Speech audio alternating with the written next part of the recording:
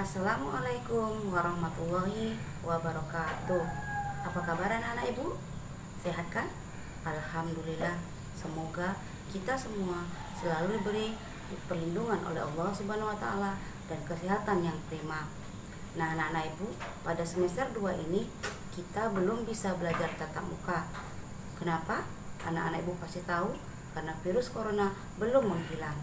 Jadi, supaya kita bisa belajar tatap muka, kita sama-sama berdoa agar virus ini cepat menghilang.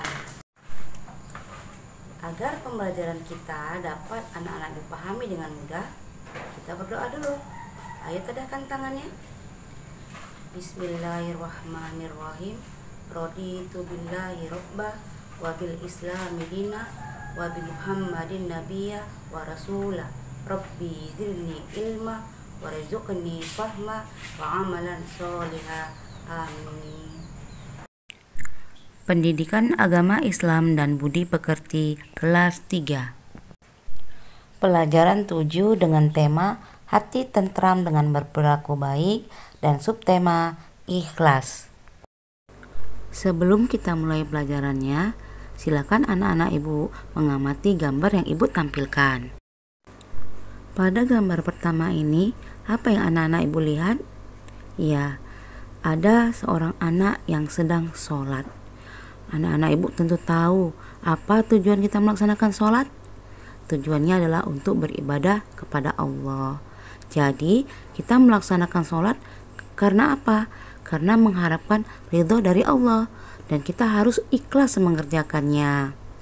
Tidak boleh kita melaksanakan sholat karena terpaksa atau disuruh oleh orang lain, atau supaya dilihat orang kita adalah anak yang alim. Itu berarti kita mengharap pujian dari orang lain. Sekarang anak-anak ibu amati gambar berikutnya. Nah, apa yang anak-anak ibu lihat? Iya, dalam gambar ada dua orang anak yang sedang belajar.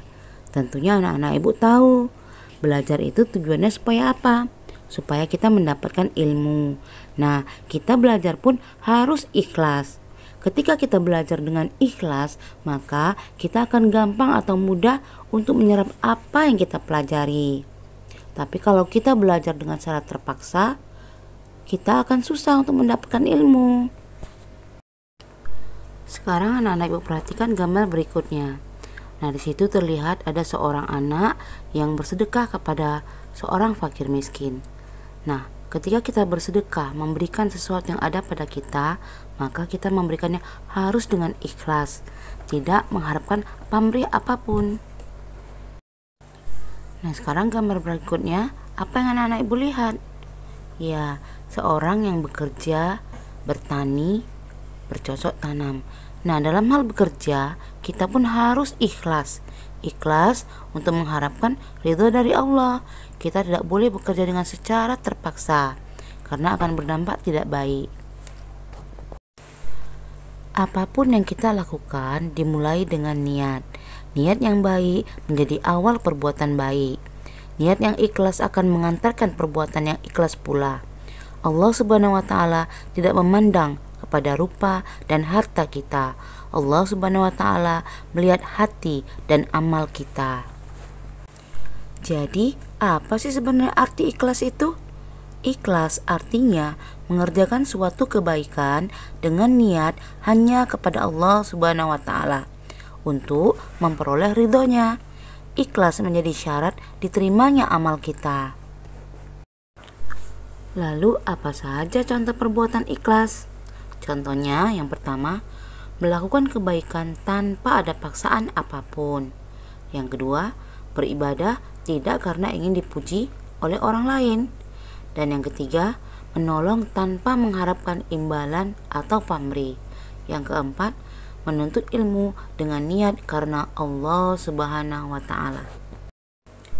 Sikap ikhlas menjadi syarat diterimanya amal seseorang. Rasulullah SAW bersabda, Innallaha la yakbalu minal amali illa ma kana lahu khalisa. Yang artinya, Allah tidak menerima amalan kecuali jika dilakukan dengan ikhlas. Hadis riwayat Nasai.